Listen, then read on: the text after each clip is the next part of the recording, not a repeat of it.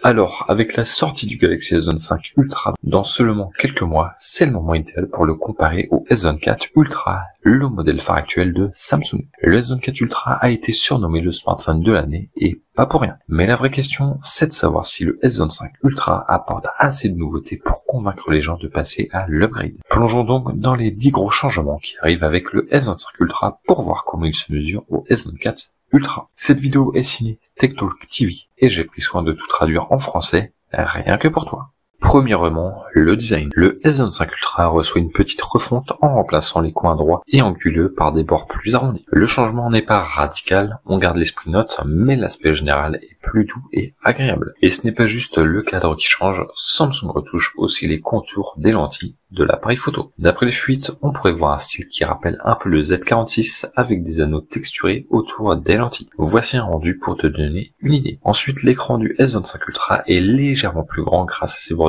ultra fines comparées à celles du S24 Ultra. Cette réduction des bordures est plus marquée et pourrait en faire le design de bordure le plus mince sur un téléphone grand public. Et ce n'est pas juste les bordures, le cadre rétrécit aussi un peu, ce qui rend le S25 Ultra légèrement plus étroit, même si l'écran lui-même finit par être un peu plus large. Ice Universe affirme que l'affichage va bénéficier d'améliorations globales, une meilleure luminosité, de meilleurs angles de vision et une précision des couleurs améliorée. Tout ça malgré le fait qu'il utilise le même panneau M113 que le S24 Ultra. Alors qu'Apple et Google sont passés au nouveau panneau M14, Samsung tire le maximum du M113 pour des raisons de coût. C'est un peu décevant de ne pas voir le dernier panneau ici, surtout avec son gain d'efficacité, mais bon, si Samsung parvient vraiment à apporter cette amélioration sans nouveau panneau, ça ne devrait pas poser de gros problèmes.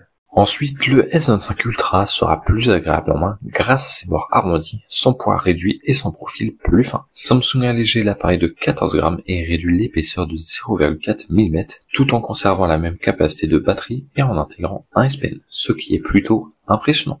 Le S25 Ultra sera équipé de 16 Go de RAM, soit 4 Go de plus que le S24 Ultra, avec une partie dédiée au tâches d'IA pour garantir un traitement plus rapide et plus efficace. Ce n'est donc pas juste une caractéristique, tape à l'œil, cette amélioration devrait vraiment se faire sentir. Le S25 Ultra prendra en charge la connectivité par satellite, permettant un accès d'urgence dans les zones sans couverture réseau. La certification est déjà en place, donc on sait que ça arrive, mais les détails restent flous. Est-ce que ça fonctionnera qu'en cas d'urgence ou permettra aussi des messages bidirectionnels? Et bien sûr, il y a la question du coût. Par exemple, le Pixel 9 de Google impose des frais d'abonnement pour le service satellite après 2 ans gratuits. Ça sera intéressant de voir l'approche de Samsung.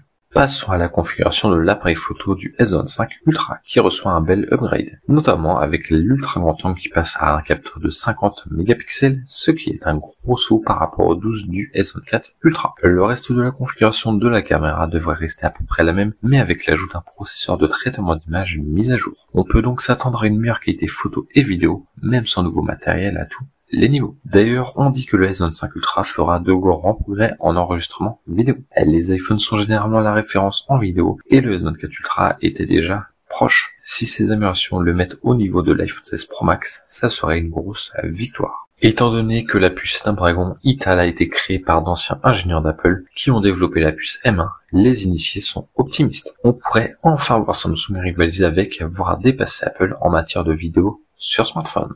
Ensuite, le S25 Ultra va intégrer le Gemini Nano 2. C'est quoi l'intérêt de ce modèle d'IA? Pour faire simple, le Gemini Nano 2 est une version améliorée du modèle d'IA qu'on trouve dans le S24. Il est conçu pour gérer des tâches plus complexes, offrant des résultats encore plus précis et utiles. Ce qui le distingue, c'est qu'il peut traiter des informations provenant de diverses sources, que ce soit du texte, des images ou de l'audio, ce qui rend ses réponses plus intelligentes et contextuellement pertinentes. Le meilleur dans tout ça, tout est traité directement sur l'appareil, donc pas besoin de dépendre du cloud pour ses fonctionnalités. Le Pixel 9 utilise déjà cette IA pour des fonctions comme les captures d'écran intelligentes, telles que Back et l'enregistreur Pixel. Et maintenant, le S25 Ultra fera de même. Le téléphone va aussi sortir avec One UI 7, la plus grosse mise à jour logicielle de Samsung à ce jour. Oui, le S24 Ultra recevra aussi One UI 7, mais d'après les initiés, ça sera bien plus fluide et performant sur le S25 Ultra grâce à la RAM supplémentaire et un processeur plus rapide, sans oublier le modèle d'IA amélioré. Ce n'est pas un énorme bond, mais ça ajoute une couche de finition supplémentaire. Une des caractéristiques marquantes du S25 Ultra, c'est sa puce de folie, le Snapdragon 8 Elite. Cette puce représente le plus gros saut de performance d'une année à l'autre jamais vu sur un processeur Snapdragon. On parle d'une augmentation de 45% pour le CPU, 40% pour les graphiques et une efficacité améliorée de 44% par rapport au 8 Gen 3 du S24 Ultra. En plus, elle est conçue pour gérer des jeux de qualité console AAA. La puce d'IA du Snapdragon 8 Elite est aussi 40% plus rapide et fonctionne main dans la main avec le Gemini Nano 2, ce qui améliore nettement les temps de réponse de l'IA et permet des fonctionnalités comme l'effaceur d'objets vidéo. En résumé, le Snapdragon 8 Elite est non seulement plus rapide que le Gen 3 du S24 Ultra, mais c'est littéralement la puce de smartphone la plus rapide du moment, surpassant même les derniers modèles d'Apple. Pour résumer, le S25 Ultra apporte vraiment des améliorations par rapport au S24 Ultra.